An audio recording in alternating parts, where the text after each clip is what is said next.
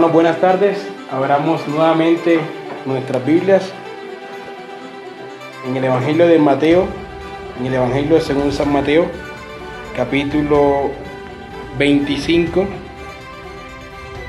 Según San Mateo, capítulo 25, versículo 31. Vamos a leer nuevamente esta porción de las Escrituras. Dice la santa palabra del Señor.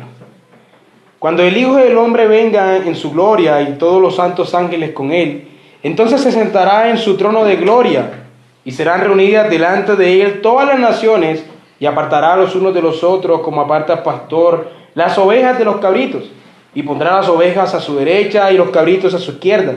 Entonces el rey dirá a los de su derecha: venid, benditos de mi Padre, heredad del reino preparado para vosotros desde la fundación del mundo. Porque tuve hambre y me disteis de comer, tuve sed y me disteis de beber, fui forastero y me recogisteis, estuve desnudo y me cubristeis, enfermo y me visitasteis, en la cárcel y viniste a mí. Entonces los justos responderán diciendo: Señor, ¿cuándo te vimos hambriento y te sustentamos, o sediento y te dimos de beber? ¿Y cuándo te vimos forastero y te recogimos, o desnudo y te cubrimos? ¿O cuándo te vimos enfermo en la cárcel y vinimos a ti? Y respondiendo el rey les dirá: de cierto os digo que en cuanto lo hiciste a uno de estos mis hermanos más pequeños, a mí lo hiciste. Entonces dirá también a los de la izquierda: apartaos de mí, malditos, al fuego eterno preparado para el diablo y sus ángeles. Porque tuve hambre y no me disteis de comer, tuve sed y no me disteis de beber, fui forastero y no me recogisteis, estuve enfermo y no me cubristeis, estuve desnudo y no me cubristeis, enfermo y en la cárcel y no me visitasteis. Entonces también ellos le responderán diciendo: Señor, ¿cuándo te vimos hambriento, sediento, forastero, desnudo, enfermo en la cárcel y no te servimos? Entonces le responderá diciendo: de cierto os digo, en cuanto no lo hiciste a uno de estos más pequeños, a mí tampoco lo hiciste. E irán estos al castigo eterno y los justos a la vida eterna. Amén. Amén. Estos dos pasajes, en esta segunda enseñanza que veremos hoy, que es la segunda parte de la enseñanza que comenzamos el domingo anterior, de este pasaje, que es uno solo, Mateo 24 y Mateo 25, pero que ya dijimos que son dos juicios.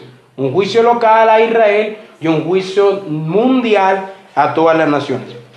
En este pasaje que vemos aquí, el énfasis no es imprimir en los discípulos un temor, como a veces son predicados estos pasajes. Uy, qué miedo, vamos a ser juzgados, etc. El énfasis de nuestro Señor no era colocar temor a sus lectores, sino al contrario, su énfasis era consolarlos. Vimos en el capítulo 24 cómo los consoló al mostrarles que aquellos que los estaban persiguiendo a ellos iban a ser juzgados por perseguirles, torturarles, matarles. Y eso era suficiente consuelo para los lectores de Mateo. Todos los que nos están persiguiendo van a ser juzgados. Dios no va a dejar que la sangre inocente se derrame vanamente. Dios juzgará al impío. Y ahora en el capítulo 25 vemos nuevamente esta declaración, pero ya un juicio internacional, un juicio mundial que tiene que ver con cada uno de nosotros. Y esto no es para llenarnos de temor, más bien es para consolarnos. Porque aquí lo que se nos está diciendo es que el mundo va a ser juzgado de acuerdo a cómo están tratando a los discípulos de Cristo. Eso es lo que está diciendo el pasaje. Es cierto, la fe, todo el mundo será juzgado por la fe, pero la fe lleva a las personas a actuar. ¿Cómo están siendo tratados los discípulos de Cristo? Porque aquí dice que tuvieron hambre, tuvieron sed, estuvieron enfermos, etc. Y a veces uno piensa que se está refiriendo a los mendigos o a otra clase de gente, y no. Cristo está diciendo: por cuanto no se lo hicieron a uno de estos mis hermanos más pequeños, tampoco a mí me lo hicieron. Es decir, Cristo está diciendo lo mismo que le dijo a Pablo: Pablo, ¿por qué me persigues? ¿Pablo estaba persiguiendo a Cristo? Sí, estaba persiguiendo a Cristo, porque Pablo estaba persiguiendo a los representantes de Cristo. Y aquí se está diciendo lo mismo. Por cuanto no lo hicieron a estos mis hermanos más pequeños, no les dieron agua, no les dieron de comer, no les dieron de vestir, ustedes serán juzgados por eso. Es decir, cuando a nosotros los creyentes las demás personas no nos tratan como si fuésemos Cristo, ellos van a tomar para sí el juicio que merecen. Porque por cuanto no le dan agua a ustedes, tampoco le están dando agua a Cristo. Es decir, somos representados, o Cristo está siendo representado en nosotros en el mundo. Esto buscaba consolar a los discípulos y busca consolarnos a nosotros hoy. Las personas van a ser juzgadas dependiendo de cómo están tratando a los discípulos de Cristo. Pero más que enfocarme yo en explicar este pasaje positivamente, cláusula por cláusula, expresión por expresión, lo que quiero hacer en este día, que es nuestra última enseñanza de esta serie que titulamos El Reino se hace universal, y que la comenzamos hace aproximadamente 4 o 5 meses, esta ya es la última enseñanza. Lo que quiero mostrar es por qué este juicio a las naciones está colocado en este contexto. ¿Por qué está colocado aquí? ¿Qué buscaba imprimir en los lectores? Porque como ya vimos, en el capítulo 24 se nos muestra un juicio que era para la nación de Israel y que comprobamos por su contexto y por muchos datos históricos que se refería a un juicio que iba a recibir la nación de Israel por rechazar al Mesías. Pero ahora inmediatamente de terminar el Señor hablar sobre el juicio que va a recibir Israel, nuestro Señor comienza a hablar de un juicio mundial que van a recibir todas las naciones. ¿Por qué habla de estos dos juicios? Que teológicamente ya dijimos que es un mismo evento. Pero mi énfasis será tratar de explicar por qué el Señor coloca este juicio a todas las naciones aquí, a los lectores de Mateo, cuando les está hablando de un juicio local que se refería a Jerusalén. Sabemos que el 24 es un juicio local porque ya dijimos que se refería a Jerusalén. Y sabemos que en el capítulo 25, versículo 31, es un juicio mundial porque se nos dice en el versículo 32 que serán reunidas delante de él todas las naciones. Y sabemos que esto no pasó en el pasado porque en el pasado no fueron reunidas delante de él todas las naciones. Algunas personas dicen que sí, que en el pasado fueron reunidas delante de él todas las naciones. Porque ellos sugieren que todas las naciones se refieren a las naciones que vivían dentro de Israel. Pero esto prácticamente es imposible por dos razones. La primera razón es que la palabra naciones aquí, siempre que es usada en Mateo, se refiere a todas las naciones. A todas las naciones. Y la segunda razón es que en la mente de Mateo, como hemos estado estudiando, las naciones son todas las naciones de la tierra. Nínive, Sodoma, Tiro, Gomorra, Sidón, la reina del sur que viene desde los confines de la tierra. Estos ciertamente no son las naciones alrededor de Israel o dentro de Israel. Estas son naciones más amplias. Así que debemos sostener un juicio futuro que ocurrirá a nivel mundial a todas las naciones, valga la redundancia, por cómo trataron a los discípulos de Cristo y por supuesto por la fe que ellos han tenido en este Cristo. La primera razón del por qué este pasaje confirma nuestra tesis de que el reino se hace universal es que cada vez que se nos habla del juicio a Israel, siempre la declaración de juicio va acompañada de una declaración sobre la extensión del reino siendo dado a los gentiles. Se nos dice que los hijos del reino serán echados fuera, Mateo 8:12. Pero al mismo tiempo se nos dice que el reino será dado a los gentiles, Mateo 8:11, es decir, allí mismo, en el mismo pasaje, en el mismo versículo. Mientras que se nos dice que los judíos serán destruidos sin misericordia, Mateo 21:41, al mismo tiempo se nos dice que la viña y el reino será dado a otro pueblo, Mateo 21:41, el mismo versículo. Se nos dice que el rey destruirá a los judíos y a su ciudad, Mateo 22:7. Y al mismo tiempo se nos dice que otra gente será invitada a la boda, Mateo 22:8. Cada vez que se habla de juicio, inmediatamente se habla de que el reino será dado a todas las naciones. Esto quiere decir algo y nos conduce a nuestra segunda razón. Y es que el juicio a Israel trae consigo la evidencia de que el reino se ha hecho mundial, de que el reino se ha hecho universal. Si ciertamente se destruye Israel como el Señor ha prometido, esto es porque Él ha dicho que cuando ellos sean echados fuera, el reino será dado a los gentiles. Es decir, será la evidencia de que efectivamente el reino de Cristo se ha hecho un reino mundial al ser destruido Jerusalén. Nosotros pocas veces tenemos en cuenta lo que significa teológicamente esta destrucción de Jerusalén. Para poder entender esto, debemos comprender las características morales y espirituales de la antigua religión judaica, es decir, la religión que era antes de la venida de Cristo. Por ejemplo, esa religión tenía un templo, era una religión que tenía un sistema de sacrificios, tenía un sistema sacerdotal y había que subir varias veces a Jerusalén para celebrar la fiesta. Es decir, toda la religión se centralizaba en Jerusalén y en su templo con un sistema sacrificial y con un sistema de sacerdotes. Toda era una religión, digamos, visible. Era una religión de ceremonias. Todo esto hacía entonces que la religión se centrara ahí, en el aspecto físico ceremonial y en Jerusalén y en el templo. Es decir, que si usted quería ser parte de esta religión, ¿qué debía hacer entonces? Mudarse a Jerusalén, pues no podía hacer otra cosa. O por lo menos vivir fuera de Jerusalén, pero tenía que ir 3 veces al año para hacer las diferentes celebraciones. Todo esto implicaba esto. Es decir, que si el reino se va a hacer universal, es imposible que el reino se haga universal bajo estas condiciones. Porque no todo el mundo puede ir 3 veces a Jerusalén al año, y entonces no todo el mundo puede ir todo el tiempo a mudarse a Jerusalén para adorar dentro del templo. Pero al mismo tiempo que se nos habla de la destrucción de Jerusalén, el Señor en el capítulo 24, versículo 1 dice: ¿veis todo esto? No quedará aquí piedra sobre piedra, hablando del templo. Jerusalén, Jerusalén, serás dejada desierta. El Señor está levantando cargos contra esa religión, contra ese sistema antiguo.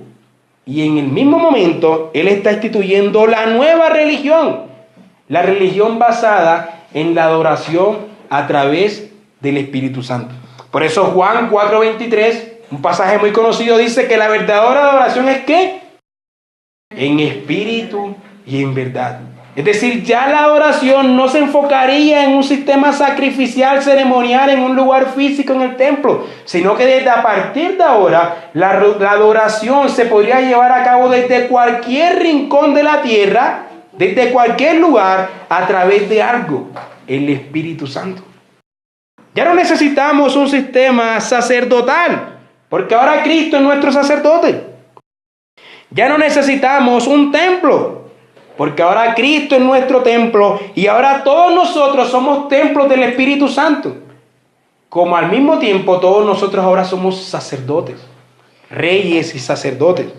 Ya no necesitamos un sacrificio, porque ahora Cristo es nuestro sacrificio. Y también se nos dice al mismo tiempo que presentemos nuestros cuerpos como sacrificio vivo. Ahora somos nosotros mismos el sacrificio, al igual que Cristo. Ya no necesitamos subir a Jerusalén, porque ahora la adoración es en espíritu y en verdad.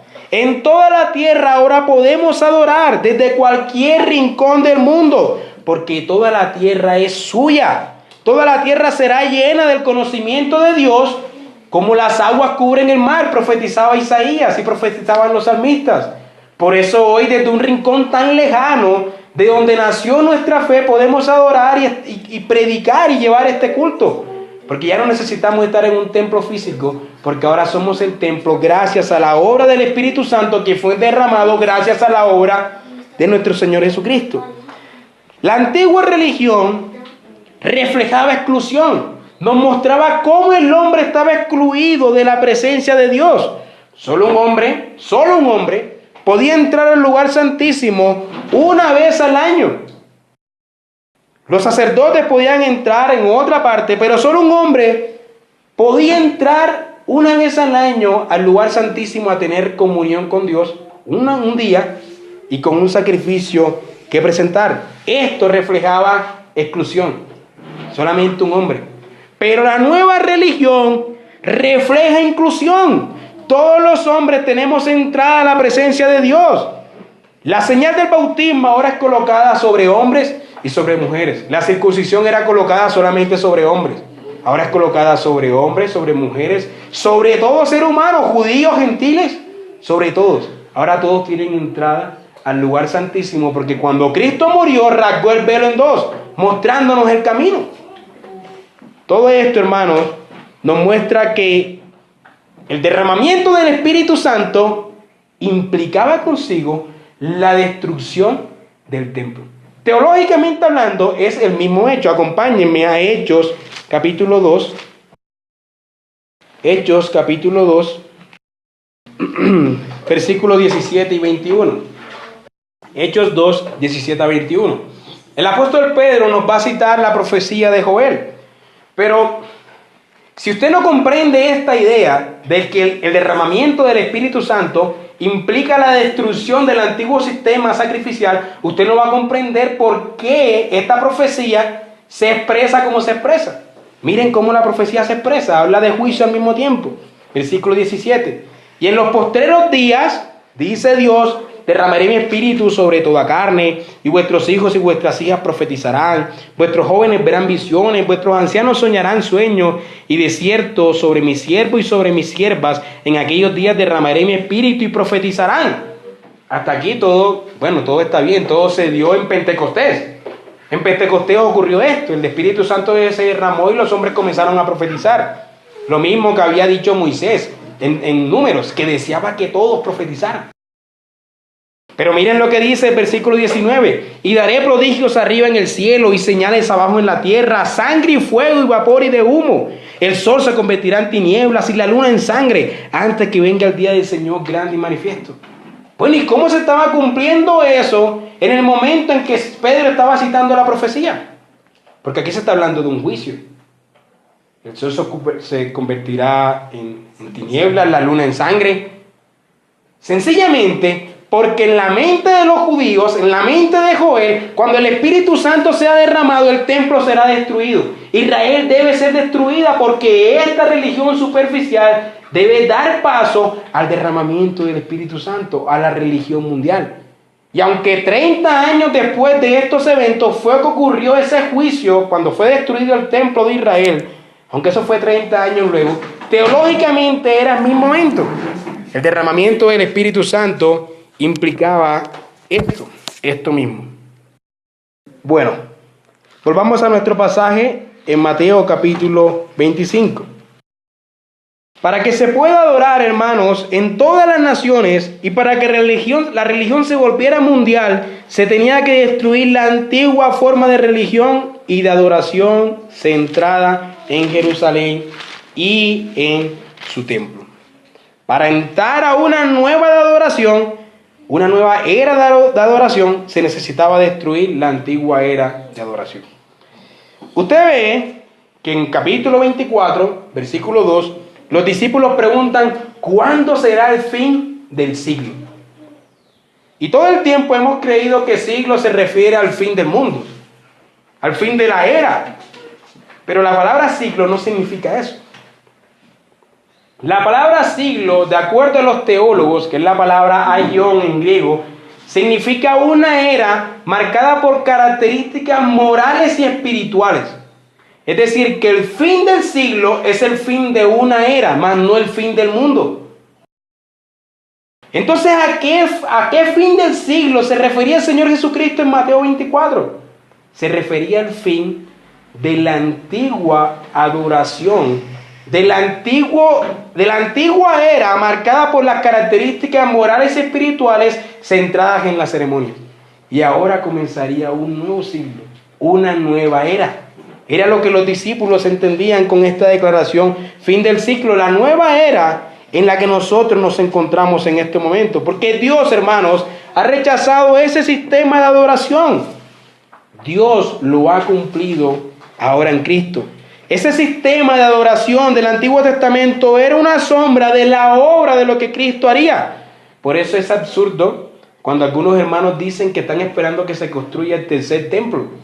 ¿Para qué quieren un tercer templo? ¿Para crucificar otro cordero? ¿Acaso ya el cordero no fue crucificado?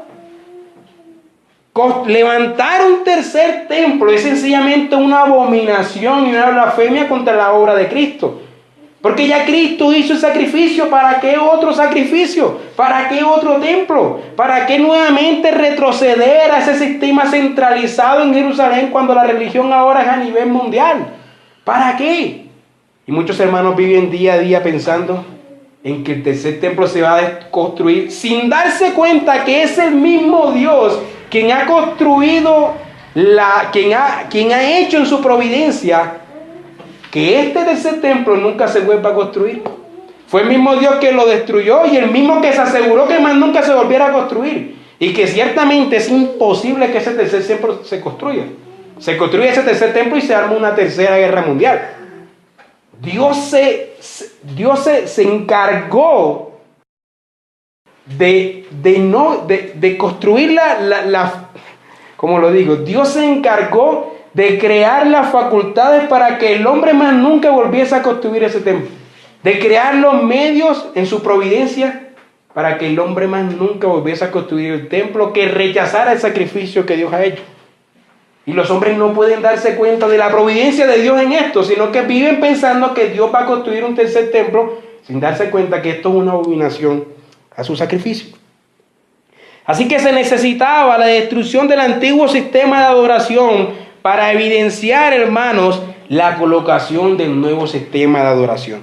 Es lo mismo que decir que se necesitaba el juicio a Israel y a Jerusalén para realizar esto. De lo contrario, los judíos nunca hubiesen dejado su sistema de sacrificio. Se necesitaba el juicio a Israel para que la religión se hiciera mundial. Y la tercera razón por la cual Mateo nos está narrando este juicio futuro a los gentiles es la siguiente. Recordemos que en la primera razón hemos dicho que el juicio a Israel siempre va acompañado de la extensión al reino mundial, de la extensión del reino mundial. El juicio siempre va acompañado de la declaración de que el reino será dado a todas las naciones. Es decir, en esta declaración de juicios se nos dice implícitamente que el reino se hace universal. En esta segunda declaración de juicio a todas las naciones, se le está diciendo implícitamente a los lectores de Mateo: hey, el reino se está haciendo universal. Porque se habla de un juicio futuro a todas las naciones. ¿Y esto qué presupone entonces? Presupone que el reino se va a extender a todas las naciones. Todas las naciones van a pertenecer al reino. Por eso serán juzgadas al final de la historia. No tiene sentido pensar que todas las naciones serían juzgadas si no pertenecerían al reino. Para los judíos esto solamente tendría sentido si todas las naciones realmente pertenecieran a este reino. El juicio es futuro porque antes del juicio se necesita primero que todas las naciones crean. Y el juicio de Israel, como ya vimos, tuvo que ser pasado porque ya ellos habían conocido y habían rechazado al Mesías. Así que, hermanos, aunque se anuncia un juicio para Israel y su religión, se anuncia un juicio futuro para todas las naciones, presuponiendo con esto la extensión del reino de Cristo a todas las naciones. Así que en Mateo 24 y 25 estamos viendo la misma estructura que vimos en la parábola de bodas. ¿Recuerdan cuando vimos la parábola de bodas? Israel es invitado a las bodas. Israel rechaza la invitación a las bodas. Israel es juzgado por rechazar la invitación a las bodas. Y otro reino, otras naciones son invitadas a las bodas, pero estas mismas naciones van a ser juzgadas. Dios juzgó a Israel, se extiende el reino a todas las naciones y Dios juzgará a todas las naciones. Es el mismo esquema que vemos en Mateo 24 y Mateo 25. El versículo 31 está presuponiendo toda la extensión a todas las naciones. Así que, para resumir, el juicio a Israel evidencia e implica la extensión del reino a todas las naciones. Eso podemos dejarlo claramente. Entonces, la tesis de Mateo en todo su evangelio, como la hemos venido estudiando, y en el contexto de este juicio de Mateo 24 y 25, nos muestra que esta división de dos juicios es coherente con toda esta tesis, y que su tesis en todo el Evangelio, como le hemos venido enseñando, es que el reino se hace universal. Vamos a unas conclusiones finales de esta serie del reino se hace universal. Luego de su resurrección, por ejemplo en el capítulo 26, versículo 32, luego de su resurrección, el Señor pide a sus discípulos que cuando Él resucite vayan delante de Él a Galilea. Antes de morir lo dice en el versículo 26, capítulo 26, versículo 32, dice, pero después que haya resucitado, iré delante de vosotros a Galilea. Capítulo 28, versículo 7, e id pronto y decid a sus discípulos que ha resucitado de los muertos, y he aquí va delante de vosotros a Galilea, allí le veréis, he aquí os lo he dicho.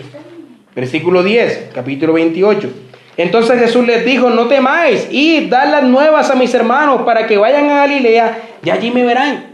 Una y otra vez se repite que vayan a Galilea, porque Galilea, como ya vimos anteriormente, es la región más gentil. Ellos debían dedicarse ahora a los gentiles. Y sabemos que parece que los apóstoles en ese momento no lo entendían. Lo sabemos porque cuando el Espíritu Santo se derrama en la casa de Cornelio, Pedro se asombra, la iglesia se asombra y hacen un concilio diciendo, pero así que Dios también le ha dado a los gentiles el derramamiento del Espíritu Santo. Y todos se asombran.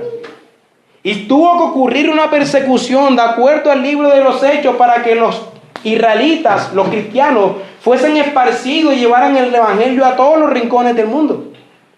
Pero sabemos que desde el principio, en el plan de Dios, estaba la exclusión de los gentiles en su reino. Lo leímos en Efesios 3.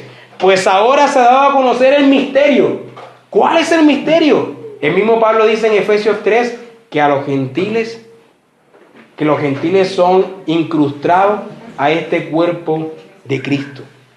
Ese es el misterio. Pero también sabemos que el Señor siempre se los dijo, pero ellos no se daban cuenta porque no lo veían. Así como cuando Cristo les decía, moriré, moriré, moriré, y se sorprendieron cuando murió, pasaba lo mismo aquí.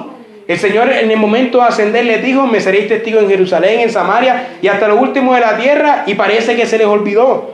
En Mateo 28 nos dice, id por todas las naciones y haced discípulos, y parece que se les olvidó. Y todo esto es curioso porque ya el Señor se los había dicho. Pero Mateo nos muestra que el Señor desde el principio, en su mente, tenía esto presente, la extensión del reino a los gentiles. Ahora, aunque yo he dicho y he repetido en toda esta serie y en esta prédica de hoy, que el reino se extenderá a todas las naciones y que el juicio a Israel evidencia este hecho, la evidencia no es la causa. El hecho que el juicio a Israel evidencia que el reino se ha hecho universal no significa que el juicio a Israel sea la causa por la cual el reino se hace universal. No, no es la causa. La causa es el sacrificio de Cristo. Lo que hace posible la entrada de los gentiles al pacto, lo que hace posible que el reino se extienda a todas las naciones, es la muerte, resurrección y ascensión de Cristo. Segunda de Corintios, capítulo 5, versículo 19. Segunda de Corintios, capítulo 5, versículo 19.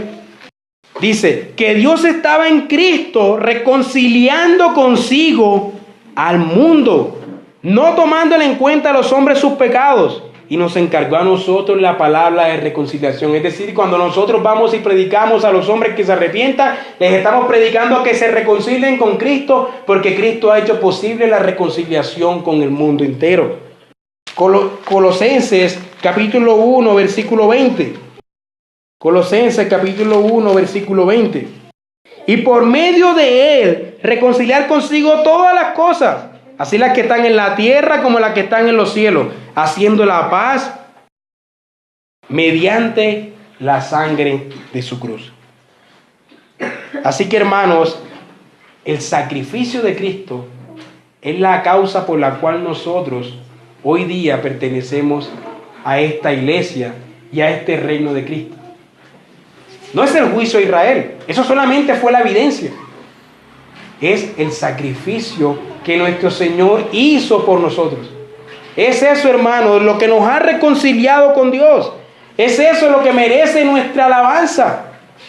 Es eso lo que merece nuestra obediencia, el sacrificio que Dios ha hecho.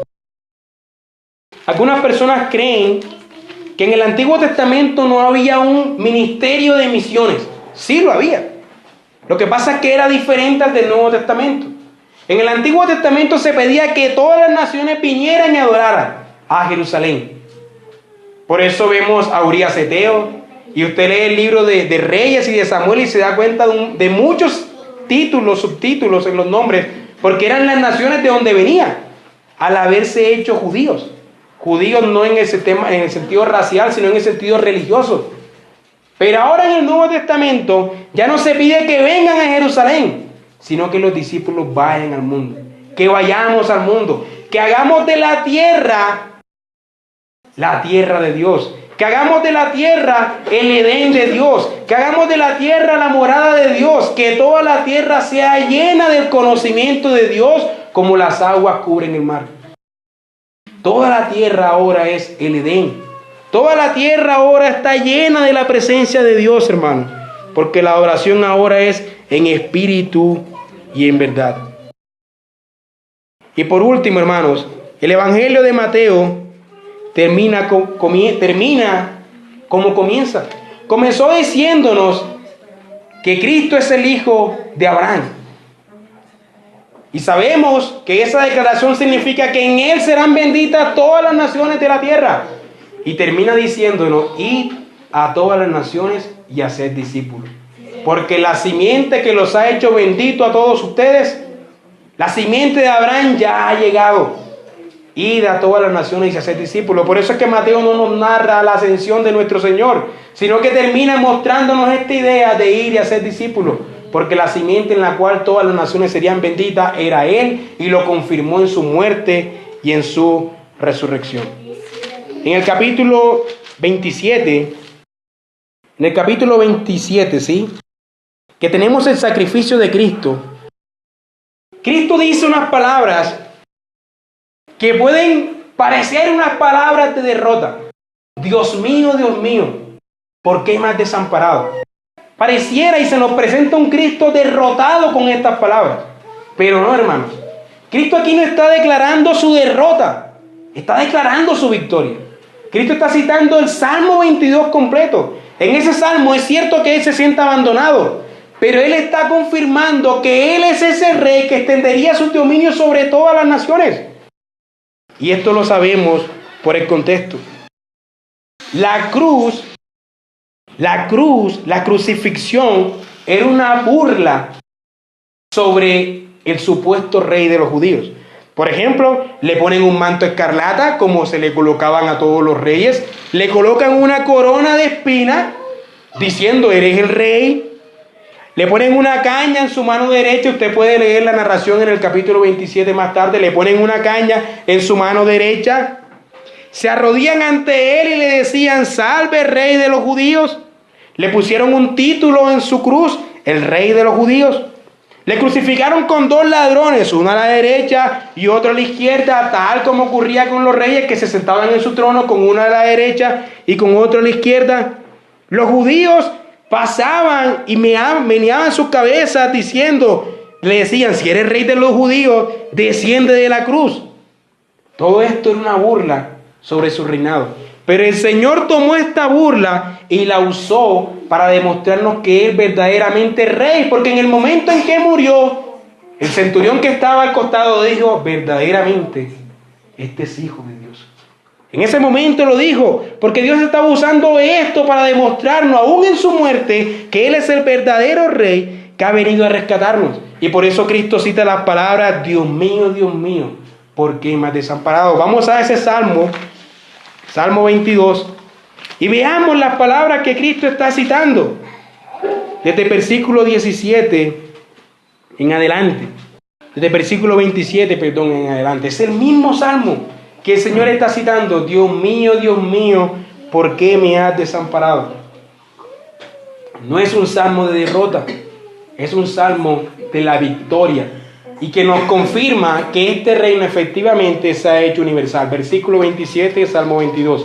Se acordarán y se volverán a Jehová todos los confines de la tierra, y todas las familias de las naciones. La palabra familia aquí es la palabra mishpahá, es decir, él está hablando de todas las naciones y todas las naciones de las naciones, todas las naciones de las tierras adorarán delante de ti, porque de Jehová es el reino y él regirá las naciones, como el rey que estaba siendo crucificado. Comerán y adorarán delante de él todos los poderosos de la tierra. Se postrarán delante de él todos los que descienden al polvo, aun el que no puede conservar la vida, su propia alma. La posteridad le servirá. Esto será contado de Jehová hasta la postera generación. Vendrán y anunciarán su justicia. A pueblo no nacido aún, anunciarán que él hizo esto. Estas, hermanos, eran las palabras que venían a la mente de los que estaban leyendo a Mateo y de los que estaban viendo a Cristo decir: Dios mío, ¿por qué me has desamparado? Él se estaba proclamando como el rey de reyes. Todos los reyes vendrían a adorarle. Y voy a terminar esta serie del reino haciéndose universal con este último pasaje que voy a leer para ustedes, donde se nos proclama la conquista progresiva que nuestro rey está realizando hoy y que realizará durante toda la historia de la humanidad hasta su vuelta. Con este pasaje terminamos y damos por concluida esta serie del reino se hace universal. Salmo 110, Salmo de David. Jehová dijo a mi Señor: siéntate a mi diestra hasta que ponga a tus enemigos por estrado de tus pies. Siéntate a mi diestra hasta que ponga a tus enemigos por estrado de tus pies. ¿Cuándo se sentó el Señor a la diestra del Padre? En su resurrección. Y dice que va a estar allí sentado hasta que ponga a sus enemigos por estrado de sus pies.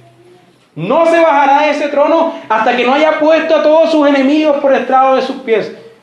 Es decir, nuestro Señor progresivamente irá conquistando a todos sus enemigos hasta que los conquiste, y entonces se bajará del trono y volverá nuevamente. Jehová enviará desde Sión la vara de tu poder. Domina en medio de tus enemigos. Tu pueblo se te ofrecerá voluntariamente en el día de tu poder, en la hermosura de la santidad. Desde el seno de la aurora tienes tú el rocío de tu juventud. Juró Jehová y no se arrepentirá. Tú eres sacerdote para siempre según el orden de Melquisedec, porque este rey es también sacerdote al mismo tiempo. El Señor está a tu diestra, quebrantará a los reyes en el día de su ira. Juzgará entre las naciones, las llenará de cadáveres, quebrantará las cabezas en mucha tierra. Y este versículo es el que más me gusta, el último. Del arroyo beberá en el camino, por lo cual levantará la cabeza. Hermanos, lo que está diciendo ese versículo es que Él no se detendrá hasta que haya conquistado. Él no se va a apartar del camino porque tenga sed. En la antigüedad, cuando usted iba a algún lugar, si tenía sed se apartaba del camino y acampaba por 2 días mientras se reposaba. Pero aquí dice que Él del arroyo beberá en el camino, es decir, hasta que no consiga agua en el camino no beberá agua. Su reinado es lineal, su reinado es progresivo, no se detendrá en ningún momento. Él beberá agua únicamente cuando la encuentre en el camino, pero no se apartará de su conquista para beber agua. Del arroyo beberá en el camino, por lo cual levantará la cabeza.